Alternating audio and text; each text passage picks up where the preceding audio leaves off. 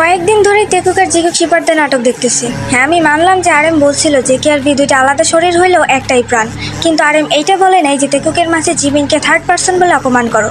ভুলে যেও না যে কে ভি এর ক্যারিয়ার ফ্রেন্ড আর জিমিন ভি এর স্কুল ফ্রেন্ড, সো দুজনেরই সমান গুরুত্ব আছে ভি এর লাইফে।